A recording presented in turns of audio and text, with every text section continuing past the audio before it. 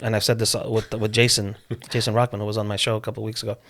I met Jeff LaBar from Cinderella. He told me to go fuck myself. I remember you told me that story. Yeah, he told me to go, like literally. He didn't say, oh, I don't have time to. No, he said, kid, go fuck yourself. And you're like, and if I was today, yeah, I would have broke his head, right? Because he's only a little. Well, yeah. He's dead now, but he was only a little, But I said, fuck you, like that. And then his bodyguard looked at me and his eyes made me piss because I was scared. But the guy was like a fucking Andre the Giant sister, you know what I mean? No, I was talking to the wall. Dude. Yeah. Fuck like, you. who are you talking to? Him? Not you.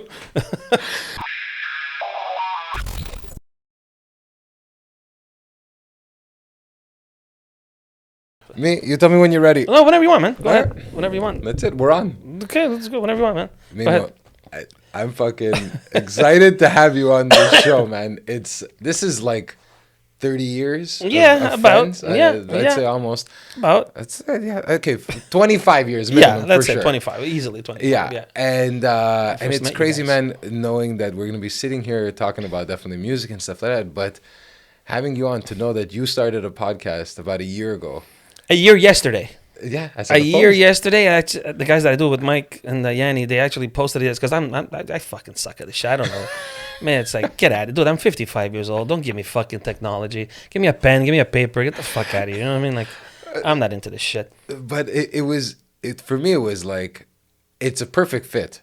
Well, I'm a big sport guy, right? I was gonna say, like when I saw that it was hockey, I said, "Yo, this guy is gonna kill it." No matter what the story, it's already picking up. People, you're like spitting chicklets. Are you out of your mind? Yeah. Somebody's comparing just because of what we talk about, how we talk about.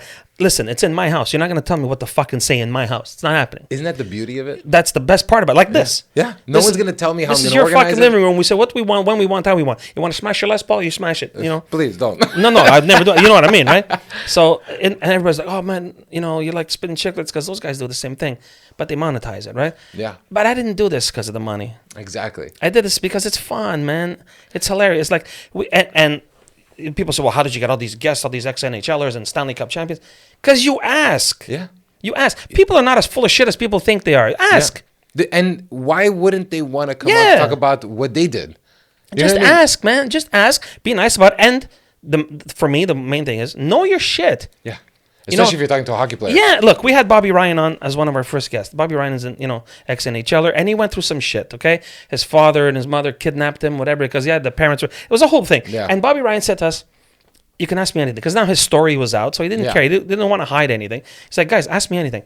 But I looked at the guys, I'm like, I don't want to ask him about that. It's a hockey podcast. Yeah. We say it on our page, hockey for hockey fans, okay? Yeah. Why would I want to ask?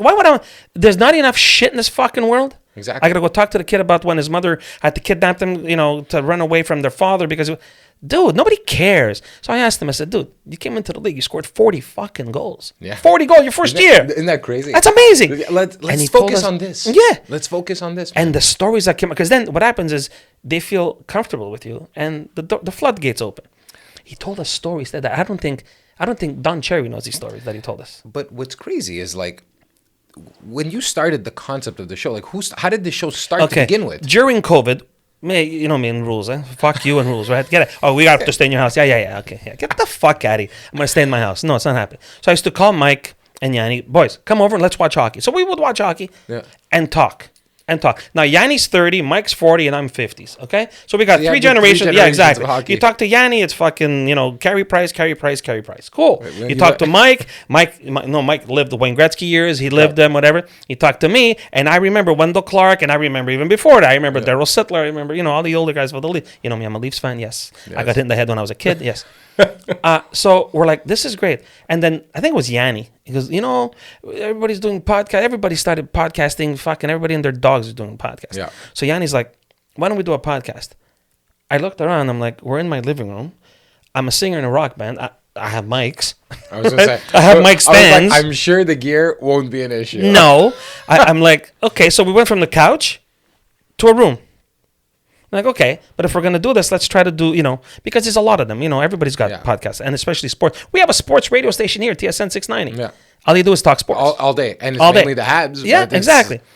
And I'm like, okay, let's do this. Now, I don't want to, toot my own horn, but I have a bit of knowledge. I know my shit. A bit. Yeah. So I remember we would hang out in your house. Yeah. We'd be talking. You and Mike would be fucking whipping stats and be like, Thank God I'm stoned. Really. Yeah. Don't ask me about fucking, American history or the shit they had to learn in school. I don't. You know what? I remember that everybody used to tell me, read and this and that, and you have to pay attention. And I remember being in class in school, and I'm like, okay, we're reading the first chapter.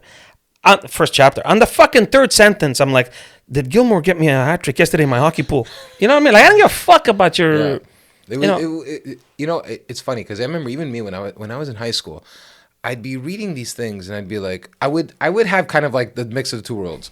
I used to say, this fucking guy is really focusing on 1492, this thing with Christopher. Just remember this. Like, it's going to come out on a test. Like, it was like, just remember this one bullet point and chances are it's going to show up, you'll pass the test.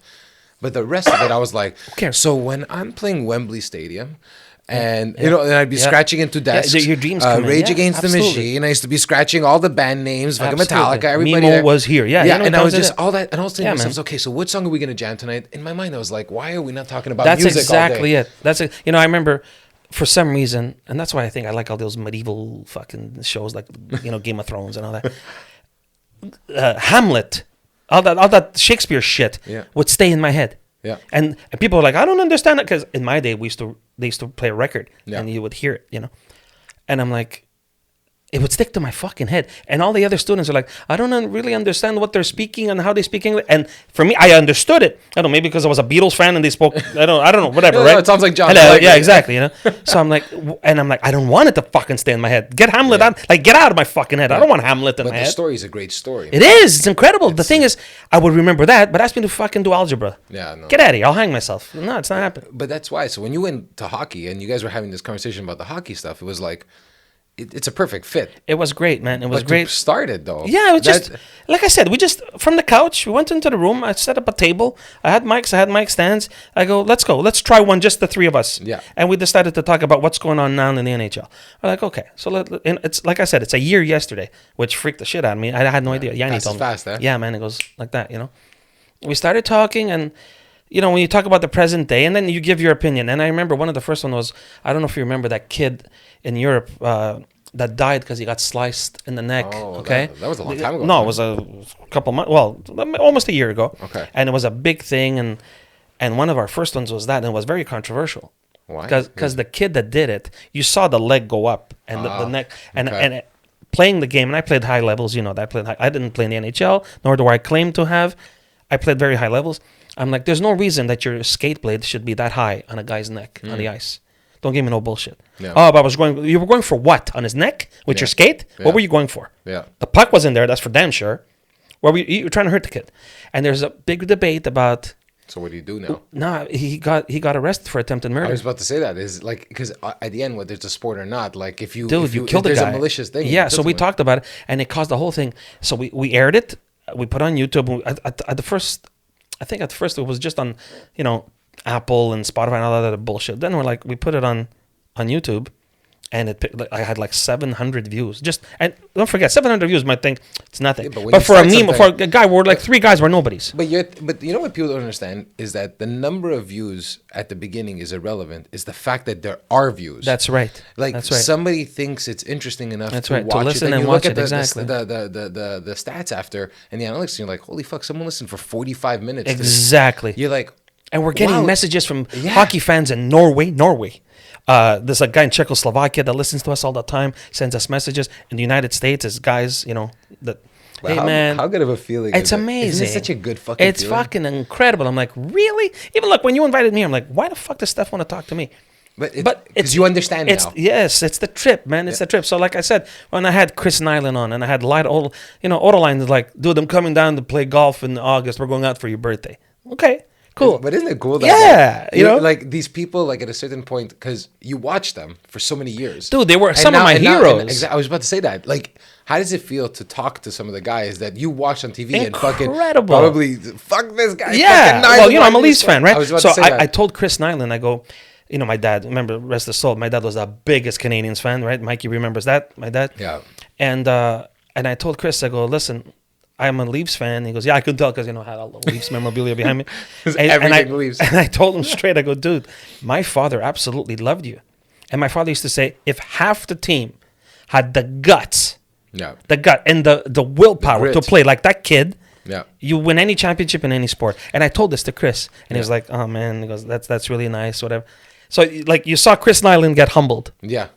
You know what I mean? Because it's real. Like It is. I don't think people understand like when it's sports or music, and I think sometimes you get so disconnected because it's a job for them. Like ultimately, it's a job. Like the same we all go to our jobs. Absolutely. Like for them, at a certain point, they kind of maybe forget that there's an element of like this is like it impacts people. Like they watch and they're fans. You know what? And people forget that, and it's normal because you're just in the grind all the fucking time. Absolutely. And you have all these people that also shit on you constantly. Oh, you tell me about it. But there's a bigger pocket of people that love you and want you to succeed.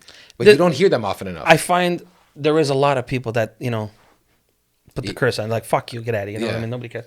But if you really look, though, there's some people that really want your success. That, I find that for me, here in this province, it was hard growing up with the music and, that. With what we had with the band and whatever. I'm proud of what we did when we were kids. Me, Biff, my cousin, Fred, whatever. I'm proud of what we did. But I also feel, and not just because I feel it, because people have told us, and major people have told us, the people that I know, the people that I've met over the years, they're like, you guys were just in the wrong place at the wrong time. I just find the battle in this province was really bad. Yeah. With the French English, instead of helping each other, man, when you think about it, a bilingual country would be incredible. We would kick everyone's ass. Yeah. Why? Because you speak 2 languages. Yeah. And you can do business. It didn't need to be hard. It doesn't have to be that hard. What's this? You're trying to steal my language. I'm trying to steal your language. Will you stop already, man? Stop already. Because suffering. The fucking kids are suffering. So that I teach now, right? Yeah. I teach sports in schools. It's over. These kids don't stand a chance. Why? Some of the things that comes out of their mouth. Why? What's coming? Like, they don't stand a chance. They don't know anything. They're not taught anything. In my opinion, all this privilege shit. And look, I'll give you an example. Okay, I'm not going to mention the school, but I'm going to tell you what happened. This was a couple of years ago. I'm teaching a hockey course in a school, and kids, 4th graders, whatever. A little boy comes up to me and goes, "Mr. Mimmo, who won?" I said, "Well, that's 5 for you guys and 3 for them. So you guys won." I guess one of the teachers heard me, so she came running and she goes, "There's no losers here. We're all winners." Yeah. So I said, "It's my class." And the kid asked me if there's a winner. She goes, "It's my school, and what I say goes." You know me a long time. I never showed up again. Yeah. You can go to hell. You know why? Because first of all, I'm not going to be part of your bullshit. I was about to say that. I won't do it. If that's it, I don't have to be part of it. I'm not going to be part of it. You could, whatever the fuck, it is your school. Yeah. It is your school. I choose not to step on your school. You know why? Because out there, man, there's winners and losers out there. You're not teaching the kids and parents, if you're listening, wake the fuck up. Yeah. There's a real life out there. If you and me are going for a job tonight, one of us is there's a job available. Exactly. One of us is going to win the job. One of us is going to lose the job, correct? Yeah. So one of us is going to be a winner. One of us is going to be a loser. Yeah. But why are you teaching the kid that it's okay? No, it's not fucking okay. I think, the one thing that I noticed that I find, the one thing that I could take that they do better than what they used to do back then, but is the fact that when you lose, it's not the end too. Like, continue. That's fine. But that's the part I but found they used to instill the leave hard out. Work. Exactly. But they used to leave that out, I find, when we were younger, of like, if you lost, it was the end of the No. world. But I find now it's like, you know what? Keep going. Like, there's that part of you could lose. You can lose. It's fine. It's okay. You could lose. That's right. Move on and now go to the next project. That's right. Work on it. That's right. And then tomorrow, if you work harder, you'll win. Or think about it a little more. Exactly. Maybe put a little more heart into it. That's right. That's absolutely You're right. missing something. But the shit that there's no. You remember? I don't know if you guys had it when you were kids, but when I was a kid, we used to do these gym things. Olympics, like the excellent and the gold and the whatever.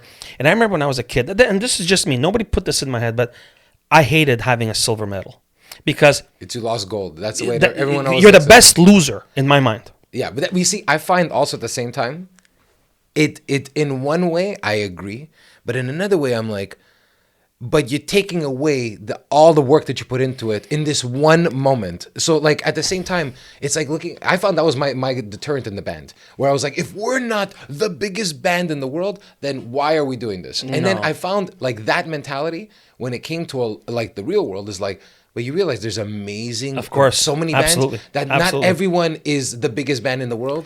Absolutely. And so I found like I had that same mentality. If you're not first, you're last. It was absolutely. Rick and Bobby. Yeah, exactly. But for me, it was a motivation because that silver medal, I remember throwing one in the garbage and my dad's like, "What the fuck are you doing? Yeah. You worked all year for this shit, you know?" I said, "Pop, I'd rather win the bronze because I know I beat the other team Yeah. to win the bronze. It's always the bronze silver winner. medal. You lost the gold, so give these guys a silver. Whenever you watch want the that. juniors and stuff like that, or the Olympics, the bronze medal want it. winner is Yes. fucking on fire, Yeah. and the silver medal They're like, winner, yeah. they look depressed. Dude, I'm telling you, my father gave me shit. Is like I drag you around all year to practices and games and whatever and tournaments all over the place, and now you win your medal and you threw it in the garbage. I literally threw it in the garbage. Oh man, that's rough. Because I'm a fucking idiot, you know me. But with the like when you started the podcast though, Mm-hmm. at first were you thinking originally the guests? No. It was, or is it just going to be a conversation? No, of you we're three gonna guys? we're gonna talk. We said it was gonna be just 3 guys talking hockey from the couch here. So we started doing that, and then Yanni and Mike we're like, why don't we just ask? At first, I'm like, who the fuck would want to talk to Mimmo? I'm a nobody, man. I was just about to say that. What gave you the? And You we know, like, asked. fuck it, let me ask. We just decided to do it. So we reached out on Instagram or whatever the hell it is to Bobby Ryan. And he's like, yeah. Oh, what? What? Bobby Ryan said, yeah. Well, hold on, I don't even Yeah. know what we're gonna do now. Okay, I'll call you back. Yeah. I'm like, what? You know, he's like, yeah. Angelo Tsaroukas, we have even like, he's a comic, you know, Big Angelo, Yeah. the big Greek guy.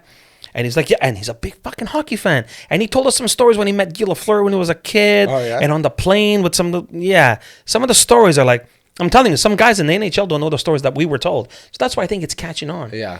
And But that's what makes it fun, dude. It's that you guys aren't the sports guys that have been in TSN and sport. No. It's I'm guys not Ron that McLean, are real man. fans. They're know? real fans, Yeah. but that have smart and conversations about that's hockey. the comments that we're getting, you know, because they write comments, whatever. Yeah. Like, oh, these guys are fun because you know me. If you don't laugh at least once a day, you're full of shit in my Yeah. life. You know me. I'll do anything to fucking laugh. Anything for a laugh. You know that. You know you've been part of it. The amount of times that- Yeah. Well, fucking 2 weeks ago, remember? Yeah, Get man. out of here. Rosie. Yeah. Rosie. Yeah, Rosie. Remember? Da-na-na-na-na-na. Yeah, Rosie. That's right. Anyway, so you know, I'll do anything for a fucking laugh. But and it just started on there, and I'm like, these people really want to talk. And then when they get that comfort with you, like I said before, the floodgates open and the stories come out. And some of the stories that came out are like, what the fuck? Lyle Oderline told us a story of, remember Mr. Demers, Jacques Demers, who was the coach. He was the last winning coach, right, for the Canadiens in 93. He told us a story that he gave them a credit card because he knew they were all going to go out to, dude, we have the best strip joints here in Montreal. Yeah, especially in at the the world. time. At the time, And it was especially, crazy. Shipper, they were all there, right? Yeah. So Lyle goes, yeah, man. You know, Mr. Demers gave us his credit card. He goes, it's a fucking Go on, mistake. fine. Yeah. The next morning, he goes, here. He goes, what? He goes, 11.5 Yeah. I believe it. on a credit card in one night. Like, he goes, one night, fucking 4 hours. And it's 1993. Yeah. It's not today. Yeah. Today would have been like fucking 100 grand, whatever. Yeah, Okay. Easy. It would have been Yeah. like 50, 60 grand. So Lyle goes, minimum. I still got $5,500. I gave it to him. He goes, because it's fucking crazy. Yeah. But see, nobody knew that story. But that's the fun part. I think because you always think of like the stats. The stats, everyone knows the stats. Yeah, and you've watched the game and you see all the analytics. So all that stuff in a one way, it's nice to, you need to know it because Yeah. if you're having a conversation, you want to have an intelligent one.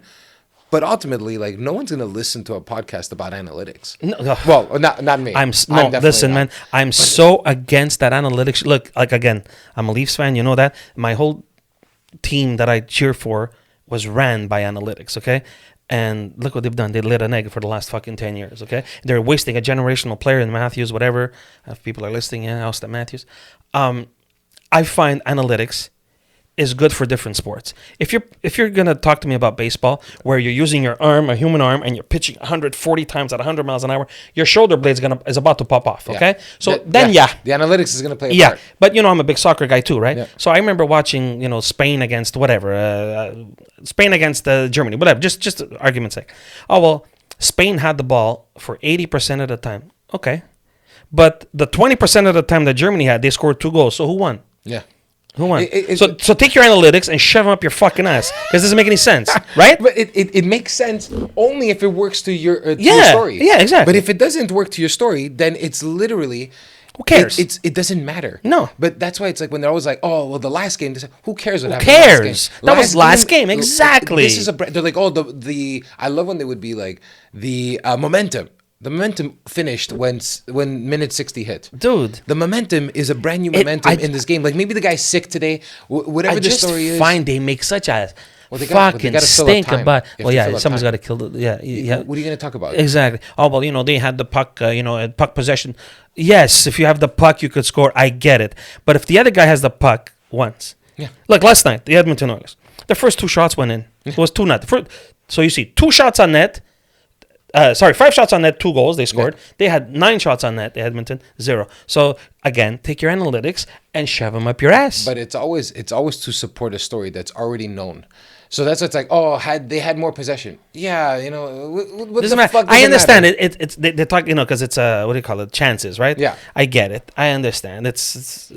But I find with sports one of the and I'm not an athlete. I never was an athlete. I'm a watcher of Yeah, sports. yeah. I'm not a fucking athlete.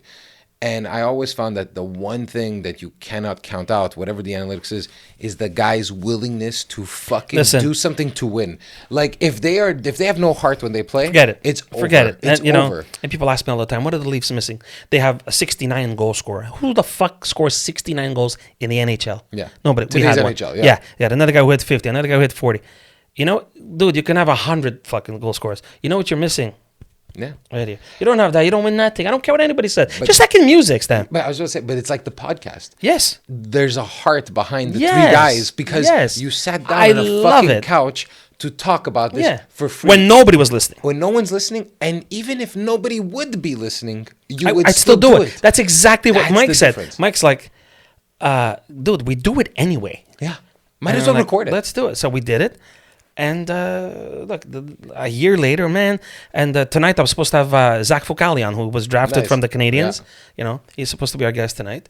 People are saying, yeah, we'll do your show. We'll do your show. I'm like, okay, let's do it. But now with everything, because there's music. Yeah. There's fucking the show. Yeah. There's all this stuff. How are you like putting this all together now? How are you working? Because all if this I shit out? don't, I go crazy, Steph. Because if I don't do it, I Yeah. go fucking nuts.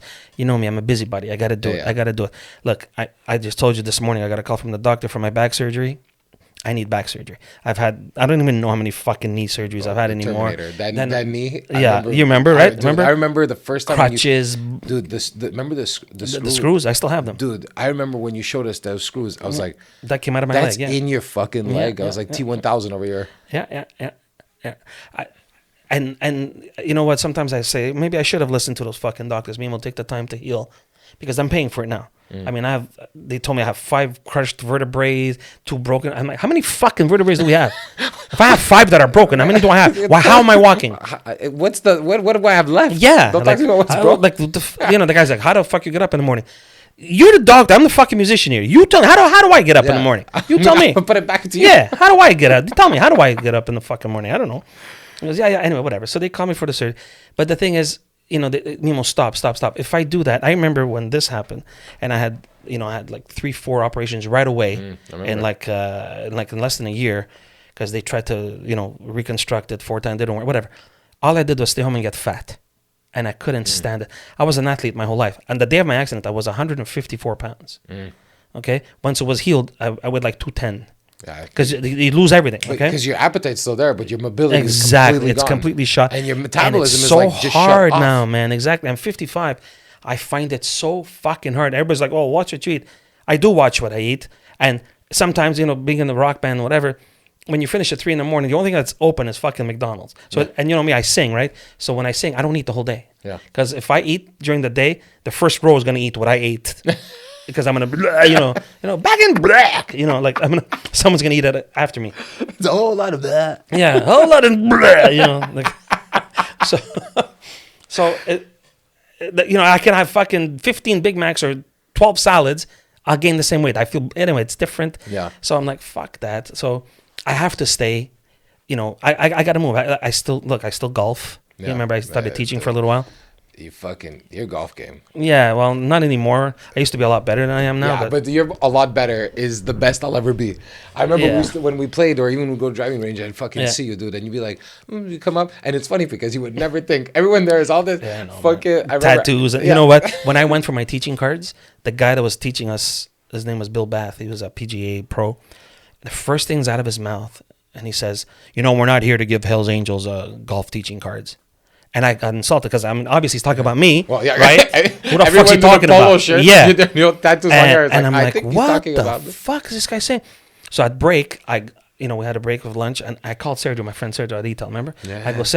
I go, this fucking guy just insulted me. He goes, my hotheadedness, my Italian hotheadedness. I'm like, I'm going to take my 3 iron, I'm going to wrap it around your fucking head. I'll show you who's a Hell's Angel. Yeah. You know what I mean? I just gave you $3,000, you asshole. Just teach me how to be a Yeah. teacher. Why do you have to rip me about how I Yeah. look? Just rip me about my game. That's a different story. If you want to rip me that's what I about my paid you golf, for. yeah. Don't tell me about my fucking, because, Yeah. remember my hair, whatever.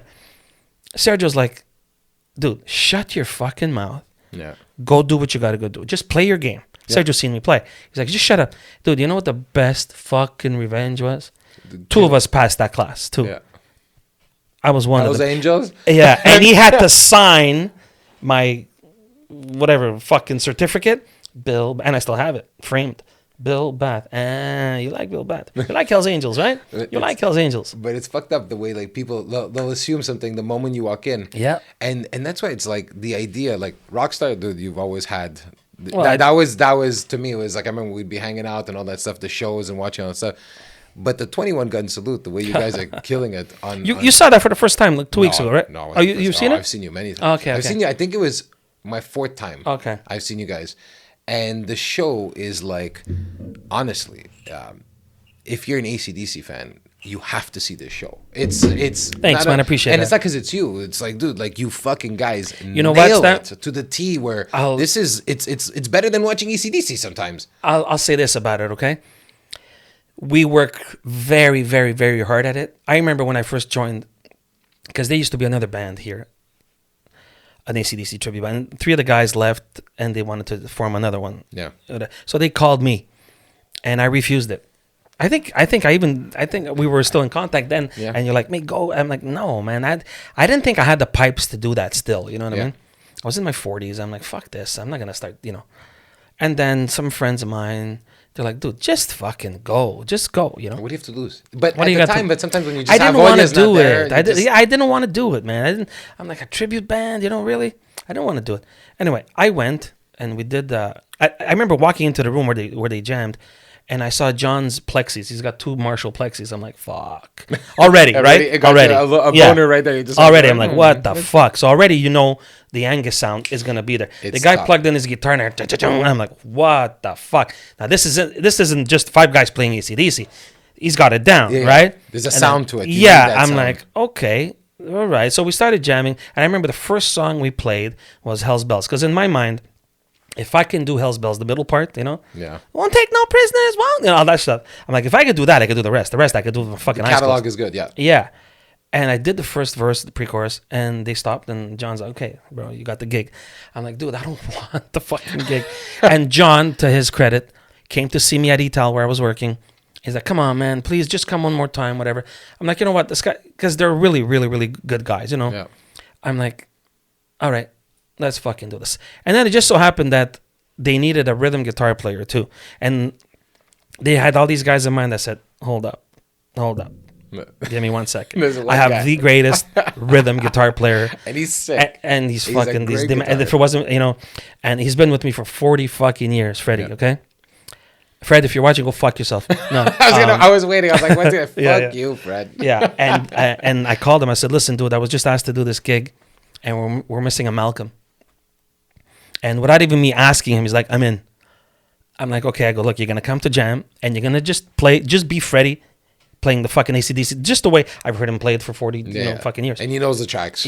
Are you kidding? Fred has this fucking thing. I wish I could. Dude, Bastard. he's He sick. He listens to listens. something, and he just can Instant. duplicate it. I don't know Instant. how. I could do it, but it takes me time. No. Dude, I remember watching him sometimes in the room, and you guys would be jamming, and you're like, oh, someone would play a song, and okay, got And he's got it, yeah. I'm like, motherfucker. And when he came in that first night, he started playing the songs, and I saw the look on John and Bob and Tony's, and they're like they all went. Because he's he's got a it. lead guitarist that chooses to be rhythm. Fred can rip can anybody. That's what I'm Fred saying. can rip. Put him in any situation, he's gonna rip. In my band, when we were in Crystal, okay, this is fucked up. I had him and Biff, right? Yeah. 2 guitar players. They would argue about not doing the solo. Okay? Fred's like, fuck you, you do the solo to Biff. Biff's like, no, man, I did the one before you. I've never been in a band They don't that don't want to do the solo. You get these guys, no, I'm the guitarist. Fred's like, fuck you, you do the solo. He didn't want to do the solo. And everyone's like, are you serious? I go, dude, look. Yeah. Look, he's still playing fucking rhythm. He doesn't want, they don't want to do the solo. So when Freddie came in, it just made it all Yeah. fucking gel. And he can sing too, right? So because Yeah. I know there's a little bit of singing in AC/DC. I'm talking about backup singing. Yeah. And he could, oi, oi. I'm like, don't sing, scream, right? Yeah. And it just jammed, it just gelled. And I told the guys, I said, well, now if we're going to do this, because I'm telling you that there's thousands of them. But that's They're what everywhere. Yeah. They're everywhere. But if they're calling us in Montreal to go play in Michigan, to go play in Indiana, to go play in fucking Vegas, whatever, they're calling us to go, we must be doing something good. So I told the guys, I said, if we're going to do this, we're going to become the best. Yeah. Because I don't want to be I like want the silver, bro. Yeah, I don't want silver. I don't want silver. I don't want. It always goes back to that. But you have to aim for gold. And you know what? And sometimes I remember thinking, maybe sometimes my ambition is a little bit more than my talents. You know what I mean? You know what I mean? Like you're aiming, because my standards are always I want to be, and I'm like, maybe my talent is not good enough to be that. But then it's people. You guys, look, you just said it yourself. You guys sound just like him, whatever, and it worked out. And now we have the whole fucking stick. The cannons are there. You saw the bell is there. The whole show. John strips and he does this whole Angus thing with the schoolboy, and I come up with my little schoolboy's hat, whatever, newsboy hat, and people seem to like it, and we're getting gigs all up the fucking wazoo, man. So we must be doing something right. You heard it. But that's why one thing that I remember, even when we were jamming as a band. You'd come in the room, you would fucking rip us. Sometimes. Yeah, well, like, you know what? Because I got ripped. Yeah, but I remember you'd rip us, but it was because I wanted you to be better. I loved you guys. I still love you guys. That's what I'm saying. You wanted us to sound as good as possible. Yes. So when I know you, and I've known you for a long time now, that if you were gonna walk into that band, I could see that conversation. Even I wasn't there, and I know exactly what you're thinking. I don't take. If it doesn't sound good, if it doesn't sound as perfect as possible, I won't do it. I don't want to represent. I don't do it. No. So that's why when I remember when you had said that you were in the AC/DC stuff, and I remember Mike and I think the first time we saw you was somewhere in the West. It was like Il Perot-ish or whatever. I don't know. Something Could be. I don't know. A long time ago. Yeah. And I remember watching. I told Mike, I said, I'm not surprised. I'm not surprised. This fucking thing sounds phenomenal. And now seeing the show recently, a couple weeks ago, fucking how it's grown, the show. It's incredible. It's incredible. And not because it's my band. It's just we really work hard at it. So I take a lot of pride in 21 Gun Salute because we really, really, really work hard at it. The guys, they get together, twice a week, and they do these headphone jams, and they practice, and every little thing that we can do, and when do we do that? When do we try that? When do we try that? And the set list is incredible. And I remember when Brian got sick, they sent my fucking tape in without me knowing. Yeah, John sent my tape. Oh, in. fuck! Fucking guys, man. You see, that's what I'm saying about. That's they sent my and cool, they wrote. man. I think they wrote back a message saying, thanks, but no thanks. We already found whatever. But But the fact that it was sent in by the band. You know what I mean? And then they put us on their webpage. I was about to ask you, wasn't there something with AC/DC at a certain they point? put us on their webpage because they uploaded. There's guys that like Gene Simmons. He doesn't like the fact that there's tribute acts out there. No, are you kidding? I have a friend of mine, Mo, who's been I think they tried to sue him twice already. Yeah. Oh yeah. For why? Like what? Because they don't. Some guys are like that. Look at Guns N' Roses. You remember Guns N' Roses? If you took pictures, fucking Axl used to freak out. And I love Guns N' Roses. The whole Guess Who thing now too. Did you see that? Like no, I didn't hear that. Britton Cummings and He doesn't want it? Everything is like you cannot play Guess Who songs. Like it's this whole I jammed with them on stage. He invited me up. Crazy story of because I think the other members of the band were going on tour, and he was like, "You're not going on tour." Oh, well, that's different. Yeah, that's songs. the band themselves. And then there was something about even now covers just in general. Like they put this whole there's this whole thing that they were talking about. I didn't know that. Really, I didn't know that. That kind of sucks. But dude, there's some bands like fuck, man. Just I remember. Look, again, I'm older than you guys. Axl doesn't want people taking pictures of him. Dude, we're watching your show. We love you. We love your music. And then there's bands like the Grateful Dead that would actually make a section. If you have cameras, in those days it was cameras, go there so you could get better shots of us. You know what I mean? Well, people. It's a different shtick, man. It's a different mentality. But it's kind of like the we grow all like everybody, and we all want to have a good time. There's that mentality of course, because if we're all having a good time, you're gonna talk about the band anyways. That's right. You're gonna show all your friends, and they're gonna buy the album, and they're gonna come to the concert. That's right. But I never understood the idea of being so rigid outside of comedians. That's the only thing I could understand. Because comedy, if someone's sending out your punchlines on YouTube, who's gonna come watch your show? Oh, that's Like, that's the only thing. Yeah. But I mean, like, outside of that, like music, like, fuck, of course, I want to see it. It looks like an amazing show. I'm gonna come to the show the next time you're in town. That's the whole thing. I don't know. I never understood that. Maybe because I was never at that level. Yeah. I don't know.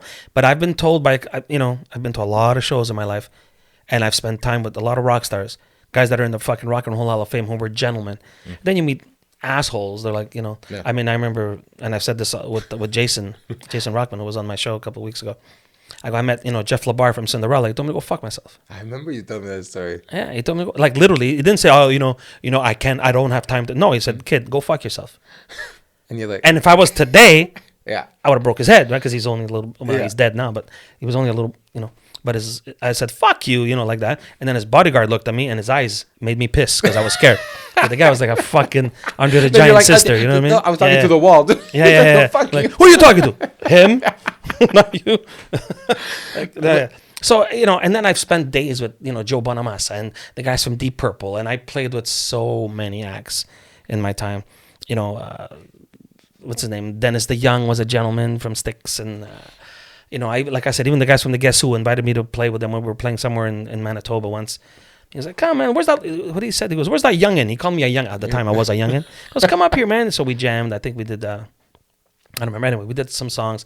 I jammed with the guys from the Down Child Blues Band who played fucking Woodstock. Yeah. They're like, hey, get that little singer up here. And I did, Mustang Sally with them, But It's fun, But that's, I think, I remember one thing for me personally, when we used to hang out, I used to like the blues, but then I remember it was like the school of blues. I would come to your house and we'd sit down and we just fucking, like, I remember grab a guitar, or listen and then fuck around with fills and all this stuff. That's it. And it was so fun because I was like, for me, how come no one else I'll is tell like, you why it's that, okay? But that's how I felt. I remember when I was like 16 and I'd be, because I loved my hard rock. I loved Everybody all that. does. I loved my hip hop. But I would get there and I didn't have like this outlet of like, oh, fuck. It all began there. Look, Howlin' Wolf, like, dude, we're talking about the Yeah. the London sessions, like just a few that's weeks one ago. of my favorite albums of all time. Dude, when I heard that album in your In my house, house, yeah, I remember that. I remember listening to it. I said, "This is a fucking great. It's incredible. What a great album!" I Dude, went out, I bought it right away. Clapton, Charlie Watts, they're all there. Howlin' Wolf. It was such a good album that to me it was like, oh my god, like what else? I felt like that was the You opening saw my to blues collection, right? I still have it. Yeah. I mean, it's But I remember I would be thinking to myself like, what else is there that I didn't know about? I'll tell you what it is. That I was lucky enough in my music career, if you want to call it a career, whatever the fuck you want to call it. I was lucky enough to have one of my mentors, who's still my mentor today, and I love him. I would fucking die for him, like right now. I had Vince Marino in my life. Vince Marino from Mahogany Rush, Frank's brother. Yeah. Okay. And Frank today, even till today. Vinny, to me, is, besides being a legend, because he is, to me, he's a fucking legend. He's an incredible guitar player. He told us years ago, he goes, guys, I understand that you like all this stuff and whatever, blah, blah, blah. It's all good. But why don't you go look at who they idolized? So when, for example, if you're listening to Motley Crue and you listen to, Mick Mars, and you look like, oh, who are Mick Mars' idols? Well, you look at, Clapton, and you look at, David Gilmour, whatever. But then you go look at Who their yeah, that's idols. what I remember. And it all stops at the blues. Yeah. Muddy Waters, it stops there. Me as a singer, Howlin' Wolf, Jesus Christ. Smoke stack lightning. Nobody sings like that no like more. He was you know what I smoking mean? while Exactly. he was Because he singing. probably was. Yeah, he probably was. You know what I mean? Yeah, Get me in the bottom. Like that's what character. But that's what I find was what I enjoyed about it was that I loved all that music, but then I would hear something and I'd be like, holy fuck! Like it was immense. It's real. It was real. Like that. It's real, and man. Even but that's even new bands nowadays. I love a new band as long as it's real. I don't care the style. Doesn't of matter. music. Who cares? As long as you could see that there's some fucking passion in there. You can dude. tell when you play the music. You can tell. Yeah. And when you hear the blues, you can tell that these poor fucking bastards, they lived hell. Yeah, it was hard. Hell. It was a okay? real, like, it was hard life. BB says, man, he was picking cotton till he was fucking 14. You know what I mean? And then they're self-taught. Most of these guys are self-taught. Robert Johnson, because I picked up a guitar. You know what I mean? Yeah. But that's why it's like, even nowadays, whenever, like, there was this band that I saw, a local band, and they got on stage and they fucking ripped it. There you go. And they just ripped it, and they're these young guys, and you just look, and the drummer was on fire. Like, you know what it looked like? What I love of seeing in a band, or in any act, that I wish I was part of the band. Yes. That to me and that's how you know that's a band. That's how you know you're watching something. You have to that's, have fun. yeah, like these are your boys. This is whatever it is. That's what it's and about. And this is a crew. It's like it's really a gang. That's what it's about. And you know what? I'm so proud of the fact that Crystal, we were together for 12 years, same guys, same everything. You know, me, my cousin, Biff, Fred, and Paul. You know, and we were all with, and everybody, you guys are still playing. Yeah, man. Yeah. But you know, you're making money. You guys must be. No, it's not about that. We made certain. You know, we did make some money because we recorded some albums, whatever. But we had an understanding. It all went back into the band. We used to go, like, we were kids and we were at Frank's studio, Frank Marino studio. Yeah. And how many kids? Because we were kids. We're 18 years old, 19 years old. I remember seeing the picture. Yeah. I always remember that picture. I'm still hanging on it. Yeah. I'm still fucking jumping around like an idiot. But yeah, and you know, so that's what I was saying before. I was lucky enough to have Vinny in my life, and he taught us all these things. And now even Frank produced my latest record, and he just because he wanted to. Because it's hard to find. I think what I'm noticing as I get older, it's hard to find people that are just really passionate about what that the money is it's there. It's there. Everyone, like, let's not be stupid. No, exactly. But the idea that the driver is money is where usually things don't go well. No. I was never like that. Maybe it's because I never had money, so I never. But even if you do, like, whatever it is, when the driver is money, there's a loss, there's a soul that's You're a bit absolutely missing. Right. It's just there's something about it. In If anything you're that you doing do. it for the money, the wholeness, the wholesomeness doesn't come out. It's phony, man. It's just bullshit, and you can tell. I can tell. You could tell, and I find it's also even your time invested in it. You start questioning, like, is it worth it? The moment you start saying, is it worth it? You've already deemed it that it's not that important to you. Exactly. It's not worth it's not. it. Because if you really love it, and I'm not, there's those people, yeah, but you still have to eat. I know. Go do something else to eat. That's different. Go do That's something different. else to eat. Exactly. But do this one. Everyone needs this one thing, at least a minimum. You're absolutely right. Of like, just, it doesn't matter how long it takes. It doesn't matter if anyone's listening. It doesn't matter. I just want to do it. You got to do it for you. And this last album I recorded, it's weird because I started writing these songs right before COVID. I started writing these songs, and in my head I'm like, I'm not gonna do it without my cousin and without Biff. Yeah. Okay. Yes, it's my stuff. Yeah. I wrote it all. I did it all. But I won't do it without Biff and my cousin. So we waited. Biff couldn't do it at the time. And then last year's like, yeah, okay, I got the time to do it now. So we went. My cousin couldn't do it because he's got carpal tunnel. Fuck. So it broke my heart because I wanted my cousin Mimmo to be on. Because he got me into this shit. Yeah, I remember this. He got me into this fucking bastard. Psycho, dude. Dude, I'm telling you, with all the shit that's going on today, we all should. I mean, personally, I should have been doing 60 years. Yeah. And him? And 100. Him, 160 years. Dude, I can't say shit some of the things because they're going to go find him. He's at Via in Montreal North. But whatever, dude, what a fucking mental case, man. Some funny stories, dude. That guy. Like I told you guys off air, some of the shit that he's done. Yeah. That is some fucked up shit. He's funny. He's not normal. We'll make sure he doesn't go to jail. We'll talk no. We'll talk about the guys. He's a great bass player. Yeah. So, I told him, I said, I want you to play. He goes, I'll try. He came over to my house and he picked up a bass. And it's weird with that carpal tunnel shit. His whole hand moves. Like it wasn't, when you play bass, whatever, I think it's like this, right? That independence. Yeah. It's gone. It's like his whole, I'm like, what the fuck? He goes, I'm in pain. He goes, I can't do it. So I said, all right, this is what's going to happen. I go, you're going to choose who's going to play on my record. That's nice. And, Mike Marino is one of my best friends. It just happens to be Frank's nephew. Right? Good combo, yeah. Yeah, but Mike's been one of my best friends since ETAL, whatever, I've known Mike since he was a little boy. Like, we went to Frank's wedding when Frank got married, and Mike was a little kid fucking running around, you know what I mean? Mental. Yeah. So my cousin's like, why don't you ask Mike? I go, you're going to ask Mike.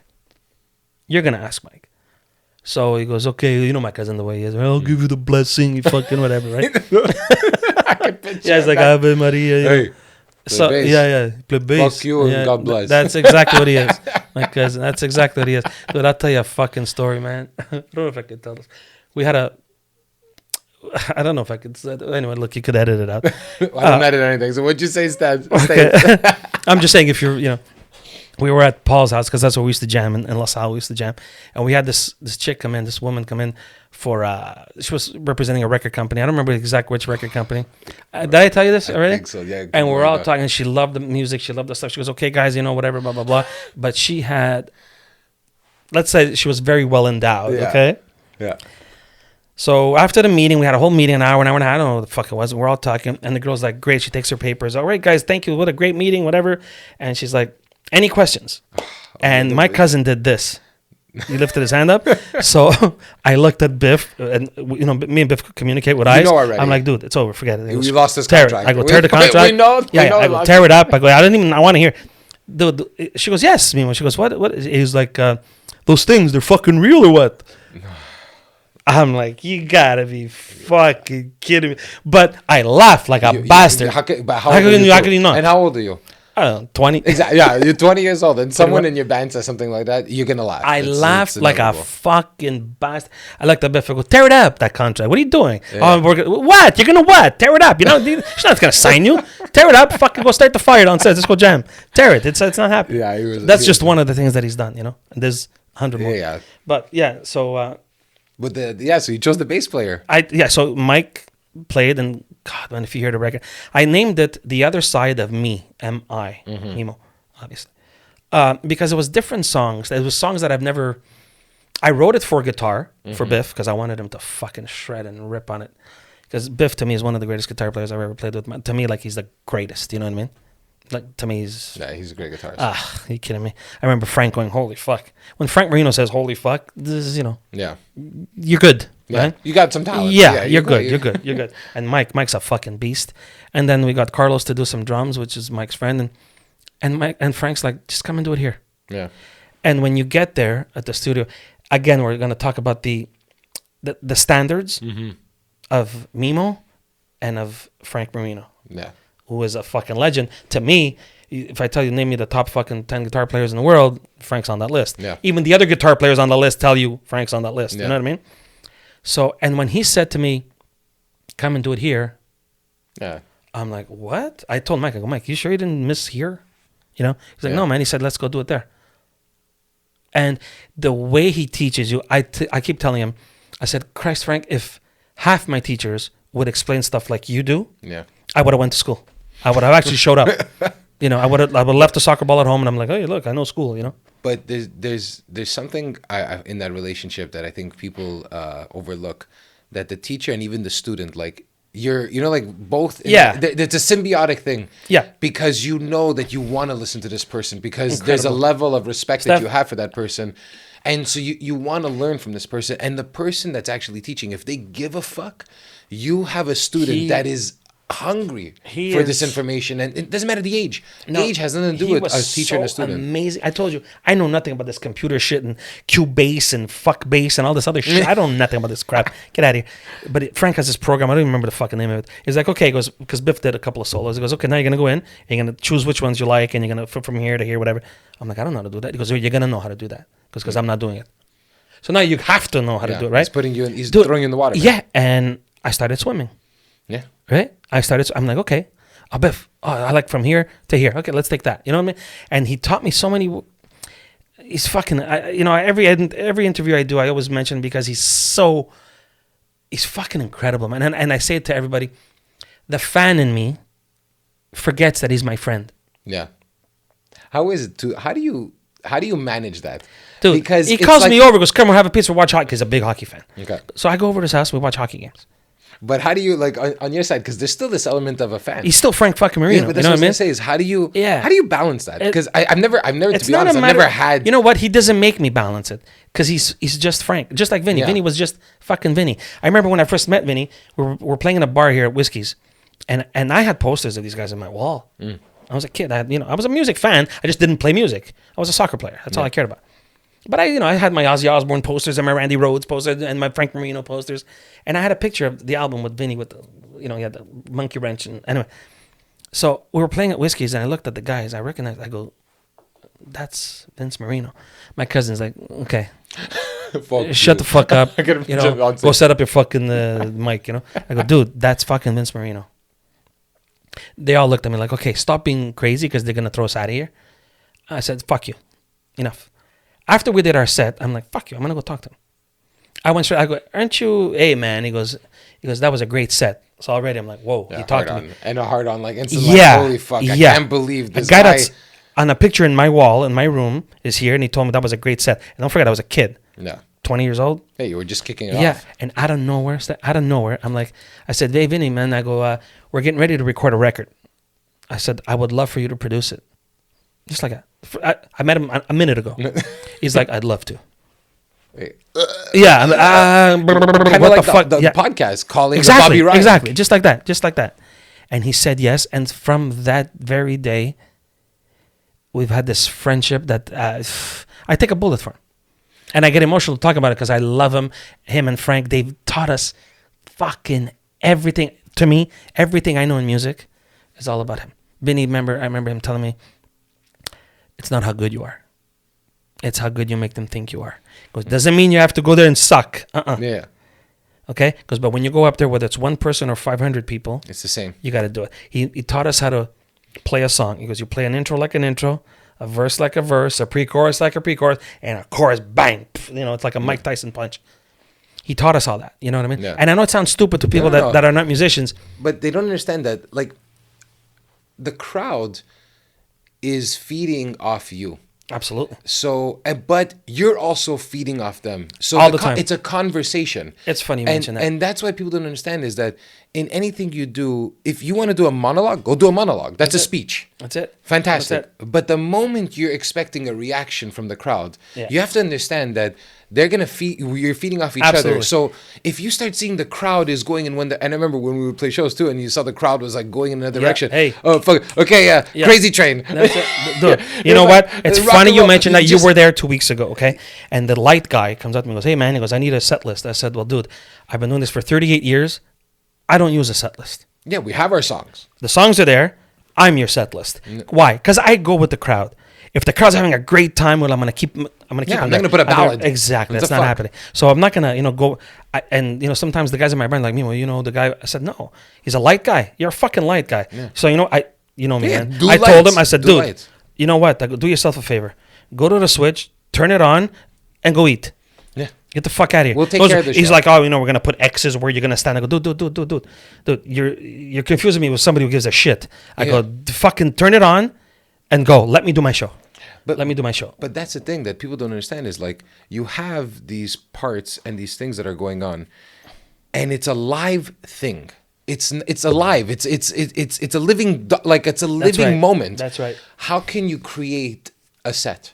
In one sense, I don't. I've never done it. But that's You what I'm can saying. ask It's like- anybody I've ever played with. Well, it's only the same guys, but But that's why it's like when you go watch a show, let's say the Bell Center, you feel a bit disconnected at times from the show Sometimes. because you know that it's like regardless of what's oh, happening. here comes smoking in the boys' room. Yeah, you it's know what I like, mean? like, Yeah, whatever I get the it. song, the band is, you see Yeah. where it's gonna Yeah, go. yeah. And to me, that's why I like watching shows that like it was a Metropolis or MTEL, whatever the fuck it's love called that. now. I love that. And you go there, and because even though there's a set, but the crowd is alive, and the crowd I is like, love that. I was at. Okay, I know you're not gonna be a fan of this band, but NoFX. Okay, NoFX made a great punk band. Okay. And all of a sudden, it got to a point. Is there someone there? Oh, Oh, we're in the middle of the show. I have to move the car. Okay. So Okay, I guess we'll pause it. Yeah, pause it. Okay, yeah, sure, we'll pause We'll it. come back. Okay. Okay. Let's go a little bit. Hold on. Can you do that? Yeah. Okay. Chris, you have work to do. Yeah.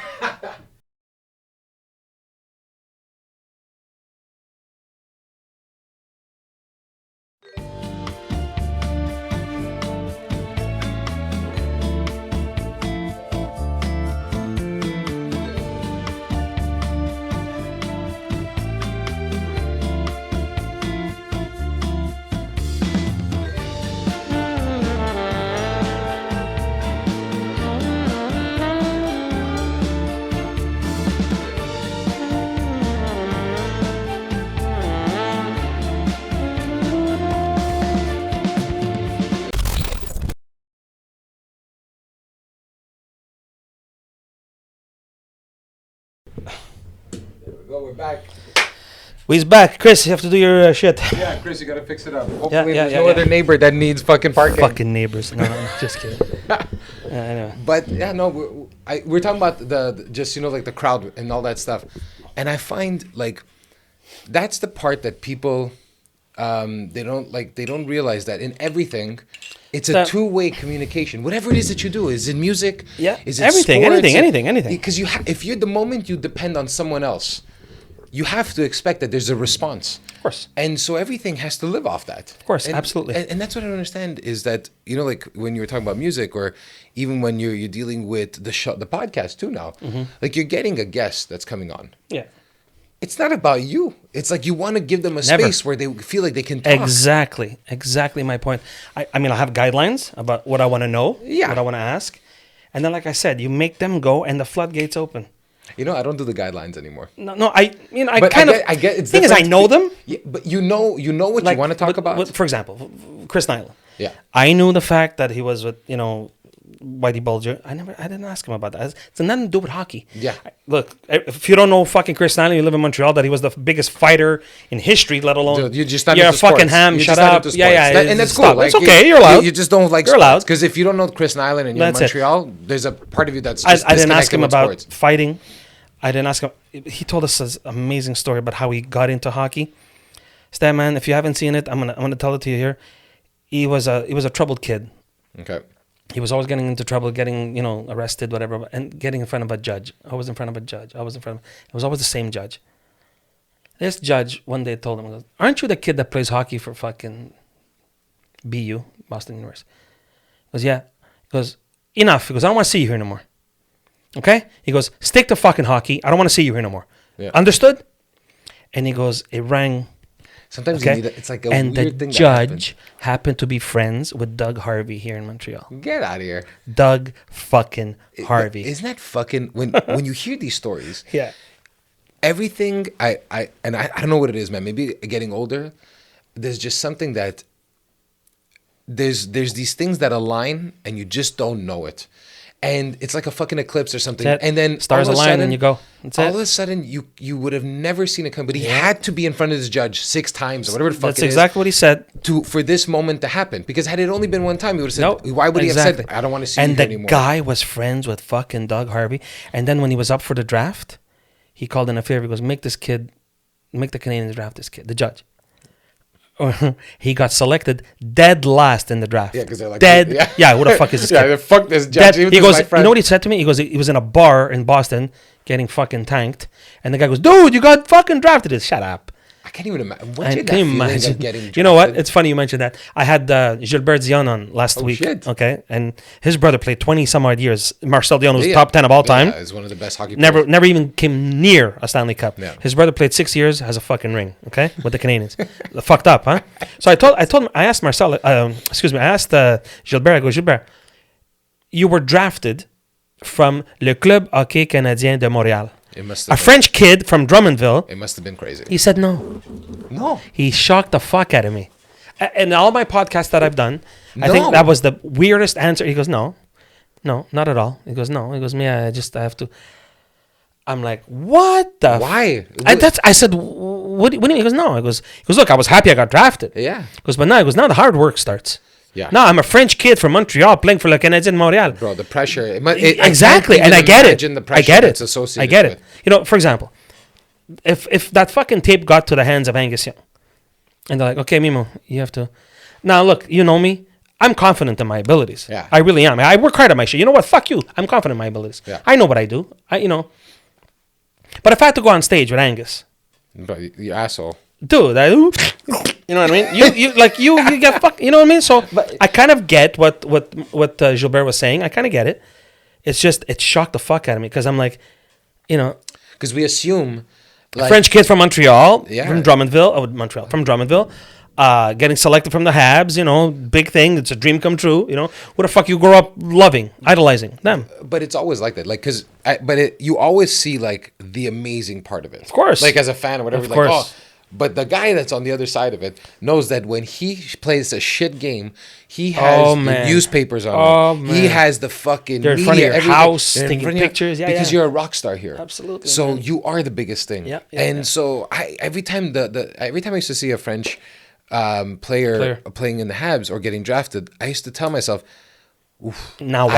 I hope Look. his headspace. It happened with Jonathan Drouin the last Yeah. couple of years. Yeah, like- we got Jonathan Drouin. Jonathan Drouin laid a fucking egg for 5 years. Goes to Colorado. Look, he became a 60-point player. But it's because there's a certain pressure that some people love and they People thrive off it, and then some people it's like, I just want to play hockey, man.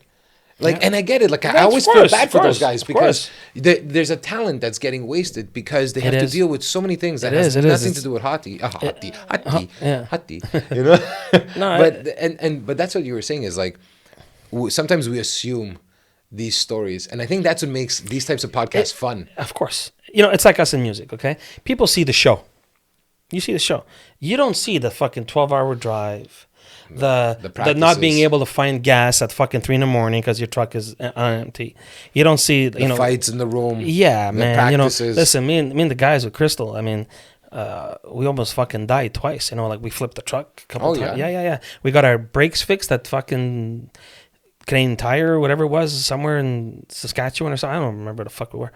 Dude, the guy forgot to fucking bolt our tires in. We're driving, boom, we lost it. You know.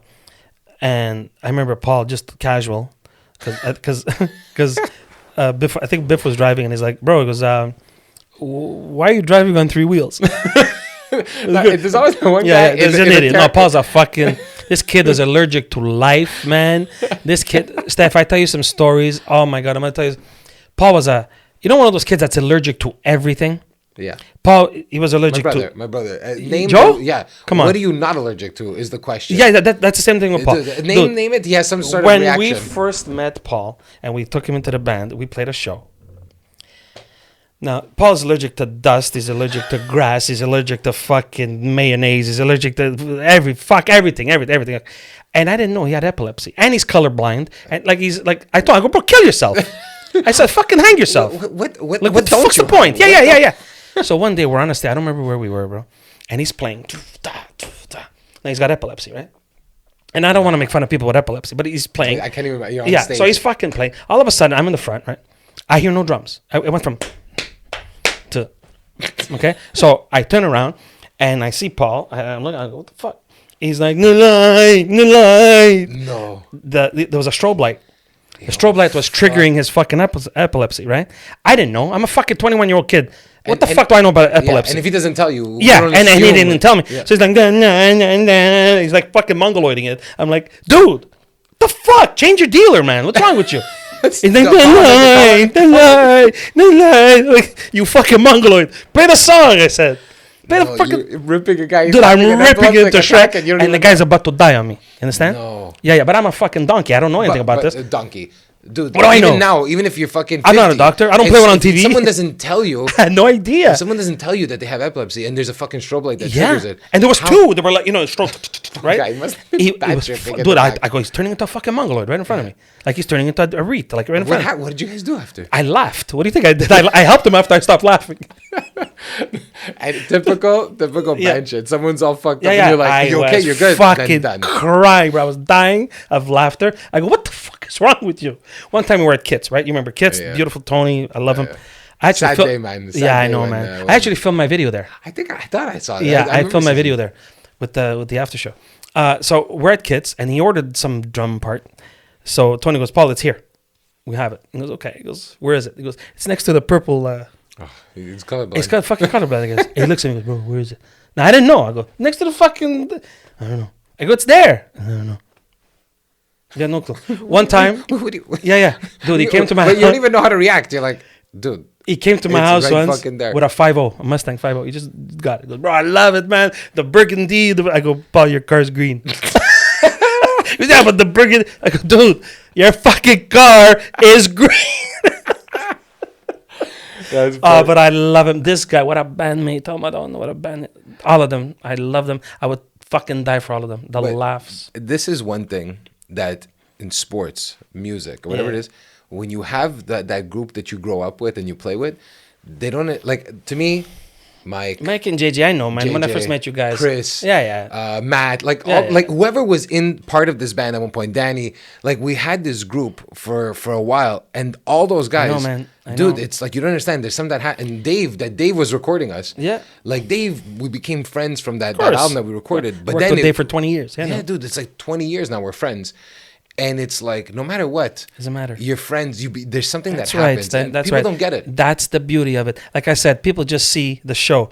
You don't see my 20-hour drive. You don't see that we almost died. You don't see the setup. You don't see that I have sound check in an hour and then I got to go shit, shower, shave because I'm back here in 45 minutes to make you, Have fun tonight. And you got to get into the mind frame of it. Too, Absolutely. because whatever the day is, this is the other thing too, is that people don't realize that when you get on stage, you had a bad day, it doesn't fucking matter. Hey, man, listen. Get up there, do the show, because they came to watch a show, not to hear your bullshit. And not that your bullshit doesn't matter, but it's like, you can bring yourself to the stage. Yeah. But remember that they came here to watch a show. That's too. right. That balance It's so of the hard. two. It's so hard, man. It's so difficult. Just last year for me, I was away with 21 Gun Salute, and my mom had a heart attack here.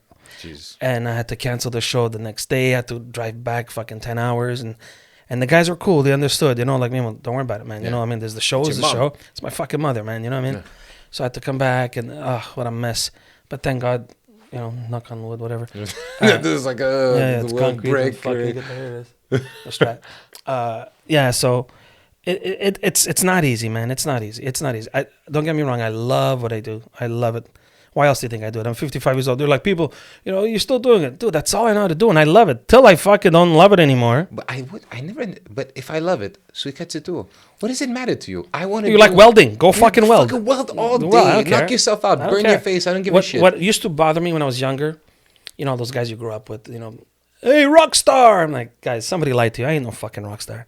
I'm no rock star.